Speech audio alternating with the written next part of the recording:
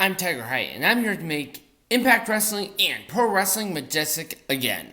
God damn, this show was boring. Like, seriously, was this show not boring to anybody with a brain? But let's kick off with our first match, which was Dani, Luna, and Trinity taking on the Coven. Now, here's my question. Why? This was the first exposure to the Impact Knockouts World Champion since Slammiversary. And she is in a random-ass tag team match with a bunch of randoms. What is this? Oh, by the way, it was a bully drop for Luna and Trinity to win. Once again, why?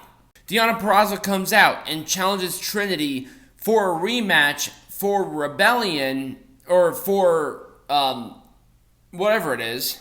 Emergence, that's what it is. It was fairly close.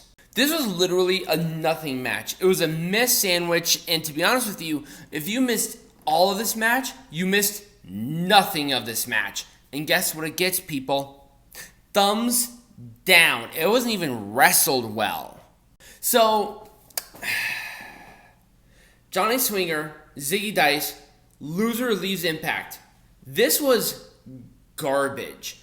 I mean, legitimate, honest to God, I can feel the steaming pile of dog shit on my face garbage. I almost wanted to subjugate Peanut Gallery to the Taya and Britt Baker match. Now, that match was fucking awful.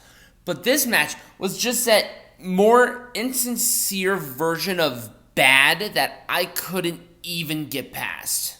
This was bad on every level. It was a shitty clothesline pin for Johnny Swinger to win. If this was how they were going to treat Zicky Dice, thank God he was going to leave. If he signs with Impact, he's going to be treated worse. And if he goes with WWE, he is not Zicky Dice. You know where he should go? He should go to NWA. That's where he made his money. That's his moneymaker. That's where he should be. Go there, Zicky Dice. This gets a 2 legitimate thumbs down.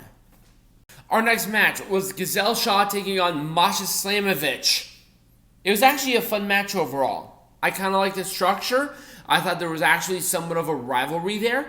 The interactions with the Shaw Siraj, or whatever they want to call themselves, I actually kind of liked it. It was very well balanced and interesting. It pushed a story.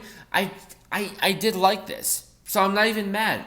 It was a running knee for Gisele Shaw to win. I want to see more.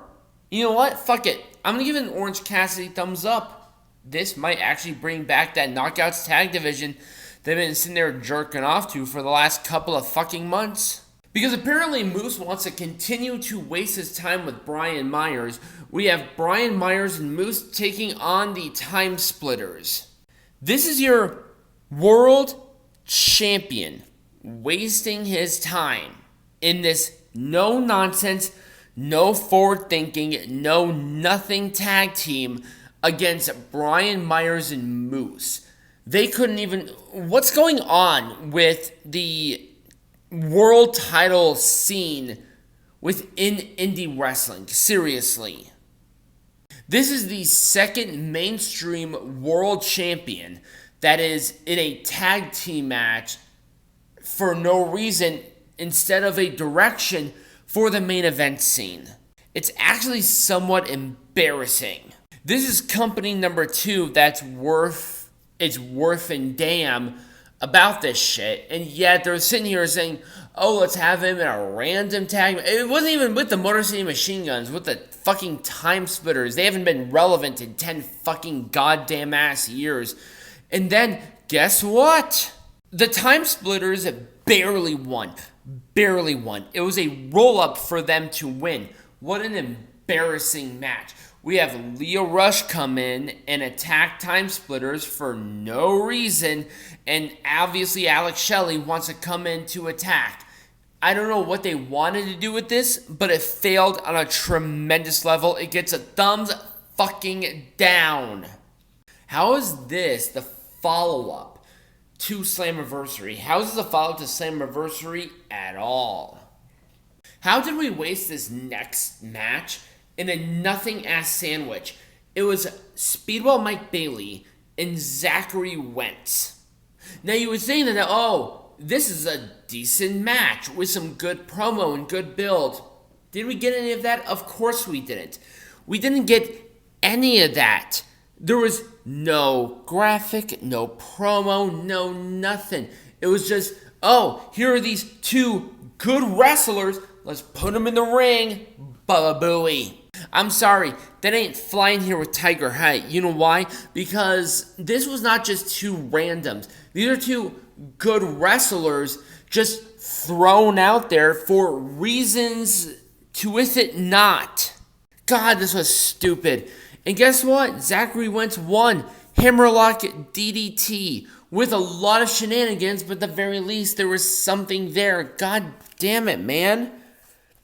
How do you not have this match promoted ahead of time where nobody lost momentum, we had the right person winning, and it was a fun match overall? The match itself would have gotten more than this, but it gets an Orange Cassidy thumbs up because why should I care if the company doesn't care? And in our main event, we have Eric Young facing Nick Aldis. Why? That's a really good question. Why? And not only that, but Eric Young won. Clean. Fucking awesome. You bring in Nick Aldis, who had one of the most controversial breakups of any company on the indie scene in recent memory, and yet you have him squalor not only on the Impact World Champion match, but on this follow-up with Eric Young. Are we joking here? And not only that, but we have The Design trying to build back their credibility with an attack. Guess what? The Design, you're bootleg. Period. End of story. This is blood and guts compared to War Games by a country mile and some change. It was a straight pile driver, straight win, straight just what are we doing here with Nick Aldis. If Aldis is leaving, he should have left right after Slammiversary because at this point, he's being buried down to more than Triple H circa 2001 could ever fucking do. God damn, when was Eric Young relevant? A couple of years ago? Maybe more? And yet Nick Aldis lost to him. And I like Eric Young. But when is he relevant? When did this ever matter? Jesus effing H Christ. An interesting match. The Design needed another person. They only have two people. How is that a design? It's a nothing sandwich. It's kind of boring. God, this one's hard. Orange Cassidy thumbs up, and that is being really nice here. It should be more. It should be more than this. But because of the weird foresight that Impact Wrestling has right now, it doesn't deserve any more than this. But after all said and done, what do you think about this show? What do you think about the matches there? I want to hear from you in the comments down below or right next to me over here. Follow me on Twitch, TikTok, and Patreon, and YouTube. Subscribe. Everything like that. Get some hats at patreon.com/MPWMA, but also you can get them at my store, shophider.com/MPWMA. And also share it with your friends, comment down below, like the video, but as always, be majestic.